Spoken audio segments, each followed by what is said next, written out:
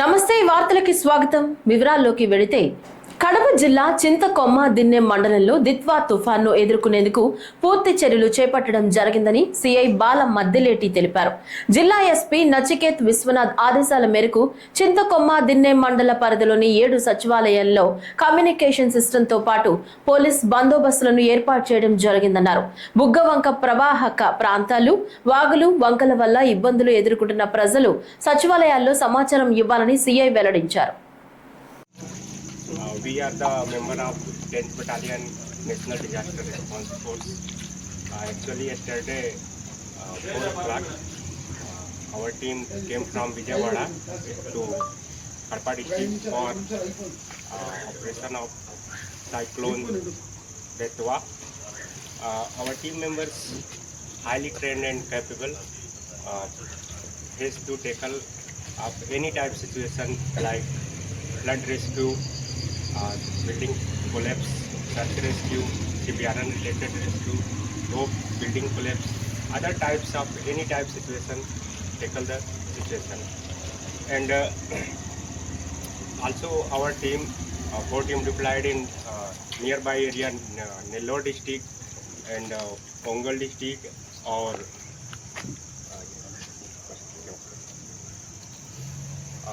our member Telugu. నమస్తే అండి. మేము 10th బెటాలియన్ ఎన్డీఆర్ఎఫ్ విజయవాడ నుంచి వచ్చామండి. మా టీం మొత్తం 30 మంది వచ్చాం. మేము 30 మంది కూడా మేము ఇప్పుడు మొత్తం కూడా మనకి ఫ్లడ్కి సంబంధించిన బోట్స్ కానివ్వండి, తర్వాత మన కటింగ్ ఎక్విప్మెంట్స్ కానివ్వండి, రోప్ రెస్క్యూకి సంబంధించిన రోప్స్ కానివ్వండి, దాని క్లెమింగ్స్ కానివ్వండి, అంటే ఎటువంటి మనకి ఈ తుఫాన్ ద్వారా సంభవించినటువంటి విపత్తులను ఎదుర్కోవడానికి మా టీం అంతా కూడా రెడీగా ఉన్నామండి. ఇక్కడ అలాగే మాకు టీము డిప్లాయ్మెంట్స్ కూడా నెల్లూరు కానీ, చిత్తూరు, తిరుపతి అన్ని ప్లేసెస్లో కూడా డిప్లాయ్మెంట్ చేయడం జరిగింది మా కమాండెంట్ సార్ ద్వారా. ఇక్కడ కడపలో కూడా మమ్మల్ని డిప్లాయ్మెంట్ చేయించారు. నిన్న ఈవినింగ్ 4 o'clockకి మేము ఇక్కడికి రావడం జరిగింది. అలాగే ఎటువంటి విపత్తు అంటే మన జాతీయ విపత్తి కానివ్వండి, రాష్ట్ర విపత్తులు కానివ్వండి, ఎట్లాంటివి అయినా కానీ అవి వచ్చినా కానీ మేము దాన్ని నివారించడానికి సిద్ధంగా ఉన్నాము. అలాగే మన సిఎస్ఆర్ ద్వారా ఒకసారి కలిసి సిఎస్ఆర్ ద్వారా కూడా ఏమన్నా ఉన్నా కానీ మనం తెలుసుకుందామని చెప్పి ఇక్కడికి రావడం జరిగింది. మీరు ఎక్కడ ఉంటారు సార్? మాకైతే రెవెన్యూ ద్వారాగా మాకు R&B గెస్ట్ హౌస్ ఇచ్చారండి. ఇప్పుడు ప్రస్తుతం మేము అక్కడ R&B గెస్ట్ హౌస్లో నిన్నటి నుంచి మా అకామిడేషన్ అక్కడే ఉన్నామండి. మేము మనకి దిత్వా తుఫాన్కి సంబంధించి ప్రిపరేషన్లో భాగంగా మనకు మండలంలో ముఖ్యంగా 7 సచివాలయాల్లో మనకు వల్నరబుల్ ఏరియాస్గా మనం దాన్ని నమోదు చేయడం జరిగింది. అందులో కమ్యూనికేషన్ సిస్టమ్, తర్వాత మా పోలీస్ బందోబస్తు కూడా అక్కడ ఆ సచివాలయంలో ఏర్పాటు చేయడం జరిగింది.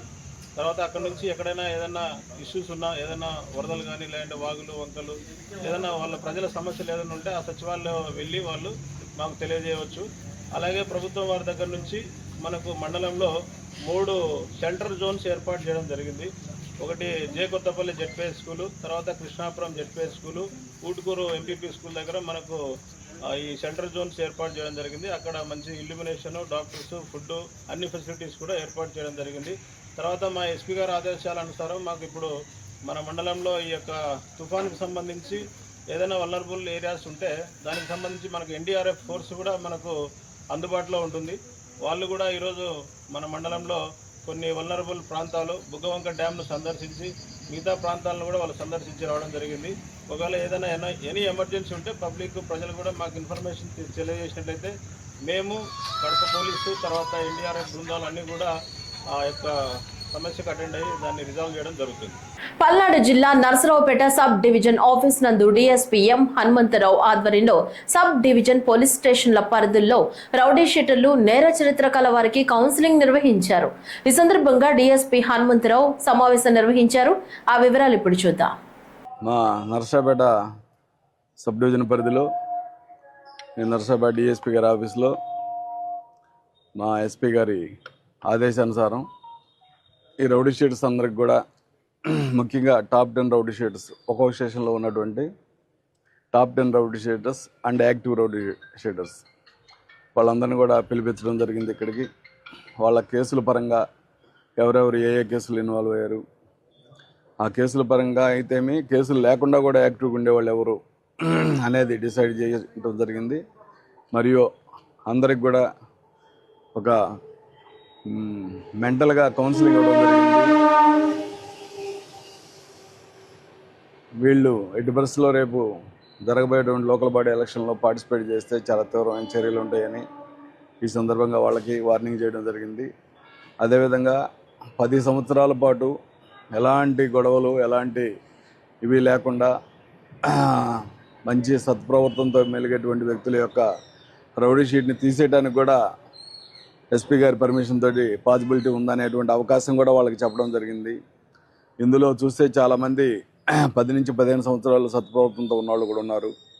అలాంటి వాళ్ళందరికీ కూడా 50 సంవత్సరాలు దాటి ఉంటే వాళ్ళకి ఖచ్చితంగా ఎస్పీ గారి పర్మిషన్ తోటి రేపు డిసెంబర్లో రౌడీ షీట్లు క్లోజింగ్ టైంలో వాళ్ళకి సహాయం చేయడం జరుగుతుంది తీసేయడానికి. అది ఎస్పీ గారి పర్మిషన్తో మాత్రమే చేస్తాము.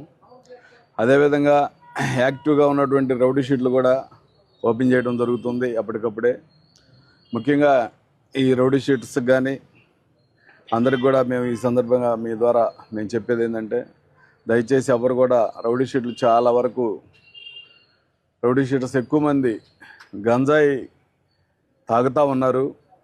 కొంతమంది ఈవెన్ సప్లై కూడా చేసేదానికి సహకరిస్తున్నారని మాకు సమాచారం ఉంది. అలాంటి వాళ్ళని ఎట్టి పరిస్థితుల్లో క్షమించేది లేదు, ఉపేక్షించేది లేదు. వాళ్ళ మీద చాలా తీవ్రమైన చర్యలు తీసుకుంటాము. ఖచ్చితంగా పీడీ యాక్ట్ పెట్టి రాజమండ్రి సెంట్రల్ జైలుకి పంపించే అవకాశం ఉంది. దయచేసి ఎవ్వరు కూడా మీరు అలాంటి ఆలోచన కూడా చేయొద్దని నేను ఈ సందర్భంగా తెలియజేస్తున్నాను.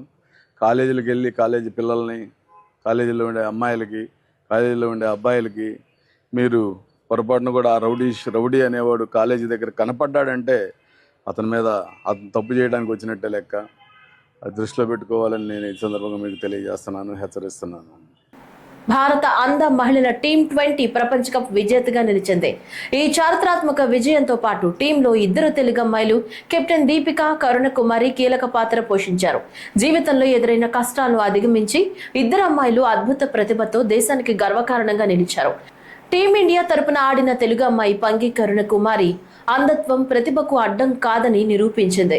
విజయవాడ అంతర్జాతీయ విమానాశ్రయంలో SAAP chairman Animini Ravi Naidu, sports authority MD Bharani మరియు సిబ్బంది, క్రీడాకారులకు ఘన స్వాగతం పలికారు.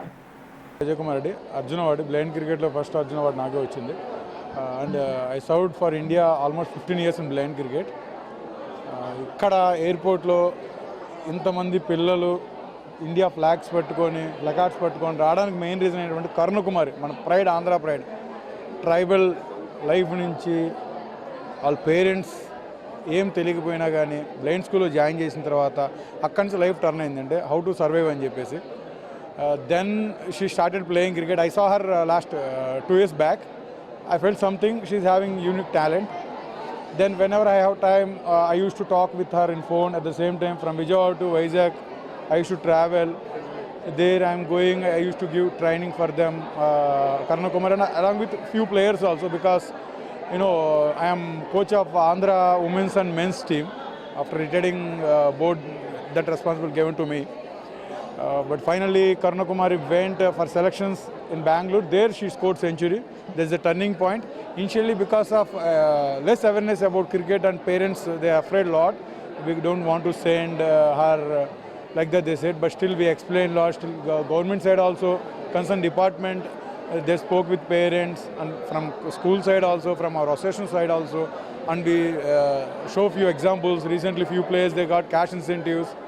This all things, you know, gives a little bit confidence to parents. She finally they agreed.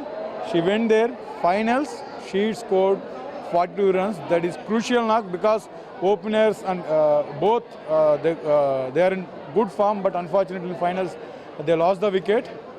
But Karnakumari, one down she went. She played extremely good. With that, she kept India safer side. Then India claims the victory. There is a proud moment, because you know, not only this moment, Indian men's team also, Andhra boys, they did lot for country. As of now, India won 5 men's World Cup. In that, every time Andhra boys, you know, they used to make proud Andhra, India proud. And now Karnakumari took that responsibility. She carried that legacy. I don't know how to express my happiness being a coach and being a senior Indian player, being an Indian. I don't know how to say, but I would like to thank seeing this crowd coming forward and receiving visually impaired cricketer in this grand manner, especially Sports Authority of Andhra Pradesh and differently able department. We'll see, because only one concern mine. Just recently Women's World Cup also, Charni, once Charni came, CM Swami announced best cash incentives, because Chandrababu Naidu Swami always used to support for sports. He's a good visionary leader. We are expecting at least 50 of what Charni received. We'll see more than that is bonus. Just financial support is very required, but she's studying now. Financial and any land for their own houses, that's good gesture and receiving and honor for her. We are giving best for who made India proud from Andhra. That is the thing I am expecting from government right now. First నుంచి చెప్పేసామంటారా, మధ్యలో ఇంగ్లీష్లో add చేశాను. స్వామి నమస్తే స్వామి, నా పేరు అజయ్ కుమార్ రెడ్డి, అర్జునవాడి, former Indian blind cricket team captain and current Andhra Pradesh men's and women's blind cricket team కోచ్గా ఉన్నాను. ఇక్కడ క్రౌడ్ అంతా కరుణకుమారి అనే మాత గురించి వెయిట్ చేస్తున్నారు. కరుణకుమారి గురించి ప్రత్యేక చెప్పాల్సిన అవసరం లేదు. రీసెంట్గా అందులో వరల్డ్ కప్ మహిళలది ఏదైతే ఇండియన్ టీం విన్ అయిందో దాంట్లో ఫైనల్స్లో షీ ప్లేడ్ ఫ్యాబుల్. నాకు 42 రన్స్ క్రూషియల్ సిచ్యువేషన్లో స్కోర్ చేయడం వల్ల ఇండియన్ సేఫ్గా విక్టరీ రీచ్ అవ్వడం జరిగింది. నేను చాలా హ్యాపీగా ఉన్నాను. నా శిష్యురాలు ఒకళ్ళు వెళ్ళి ఇండియన్ టీంకి ఆ మెడల్ తేవడము, తన కంట్రిబ్యూషన్ బెస్ట్ ఇవ్వడం ఫైనల్స్లో చాలా హ్యాపీగా ఉంది. గవర్నమెంట్ నుంచి చాలా సపోర్ట్ ఉంది. శాప్ నుంచి ఇంతమంది క్రౌడ్ వచ్చి, పిల్లలు వచ్చి మాతను ఎంకరేజ్ చేయడానికి ఇక్కడికి వచ్చారు. సో హ్యాపీ అది. Government CM Chandrababu Naidu good visionary leader. Sports department అనే కదా అన్ని సెగ్మెంట్స్లో మంచి విజన్ ఉంది. స్పోర్ట్స్ బాగా పెద్దపీట ఇస్తారు. కరుణకుమారికి కూడా రీసెంట్లీ చర్నీకి ఏ విధంగా ఆనర్ చేశారు, కనీసం దాంట్లో 50% అయినా ఆనర్ చేస్తే బాగుంటుందని. తను చదువుకుంటుందని ఫైనాన్షియల్గా రిక్వైర్మెంట్ ఉంది. అండ్ ఫ్యామిలీ కూడా చాలా పూర్ బ్యాక్గ్రౌండ్, ట్రైబల్స్ నుంచి, వాళ్ళకి ఏం తెలియదు. వాళ్ళు ఫస్ట్ పంపించినన్నా కానీ చాలా రకాలుగా ట్రై చేసి ఫైనల్గా వాళ్ళని యాక్సెప్ట్ చేసి వాళ్ళని ఒప్పించి పంపించడం జరిగింది. వీళ్ళకి కొంచెం ఇటువంటి బూస్టప్ ఇస్తే కనుక ఫ్యూచర్లో చాలామంది స్పోర్ట్స్ పర్సన్స్ ముందుకు వస్తారు. Thank you. 10th క్లాస్ బిడ్డ విశాఖపట్నంలో ఒక ట్రైబల్స్ గురుకుల పాఠశాలలో చదువుకుంటూ బాగా రాణించాలి, ఈ దేశానికి పేరు తీసుకొని రావాలి, నాలో లోపం ఉన్నప్పటికీ ఆ లోపాన్ని అధిగమించాలనే ఉద్దేశంతో క్రికెట్ నేర్చుకోవడం జరిగింది. ఆ క్రికెట్ నేర్చుకొని ఈరోజు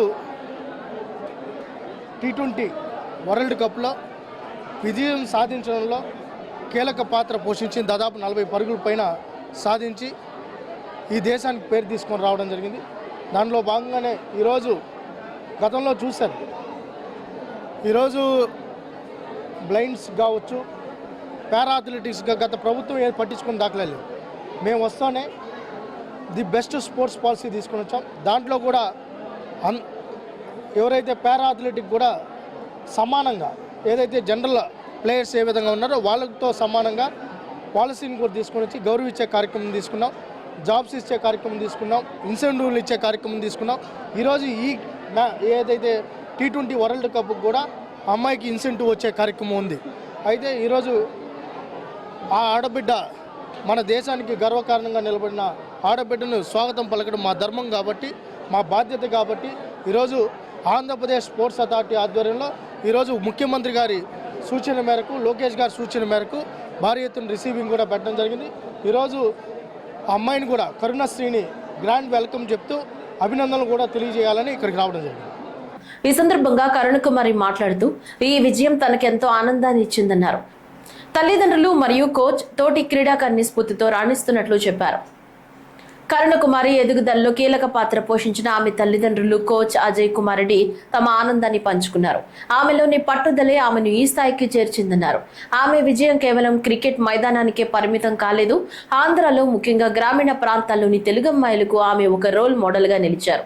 చదువుకే పరిమితం అనుకునే ఎన్నో కుటుంబాలు ఇప్పుడు క్రీడలను కూడా ఒక కెరీర్ గా చూసేందుకు ఆమె విజయం దోహదపడుతుందని కోచ్లు అభిప్రాయపడ్డారు. ఆమె సాధించిన ఘనతతో ఏపీలో అందుల క్రీడాకారుల్లో కొత్త ఉత్సాహం నెలకొంది.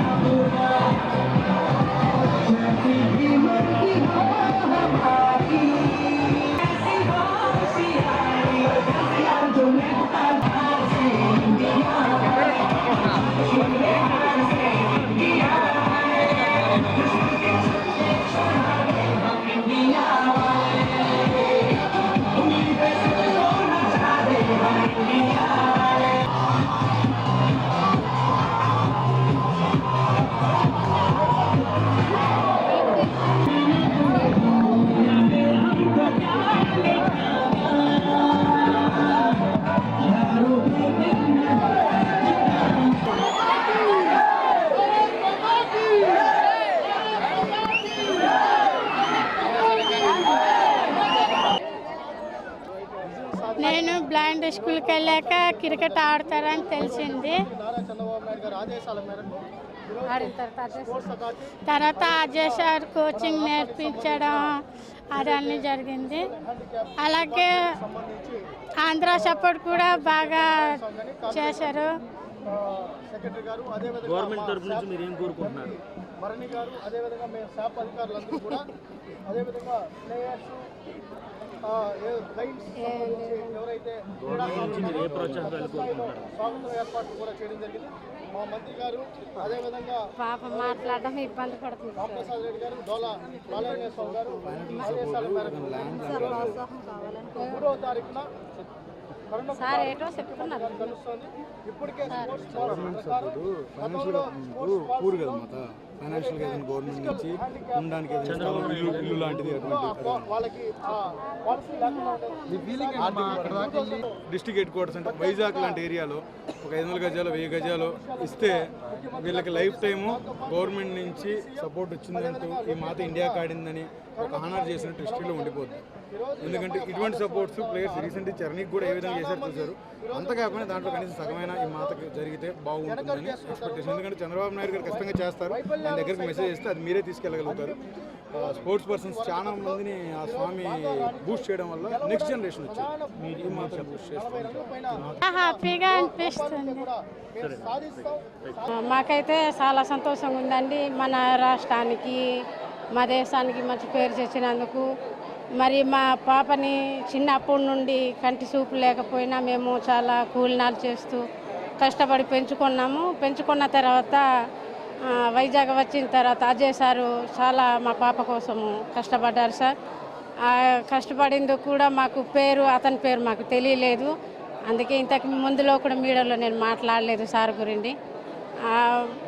మేము చాలా పేదోళ్ళమి. మేము కూలి చేసుకుంటేనే కానీ మాకు గడవని పరిస్థితి. మా పాప ఇంత స్థాయిలో వస్తుందని మేము ఎప్పుడు కూడా అనుకోలేదు, ఊహించలేదు కూడా సార్. మాకు మా పాప తెలిసిందన్న సంగతి కూడా మాకు తెలియదండి. మా ఊరి సర్పంచ్ గారు చెప్పగానే తెలిసింది.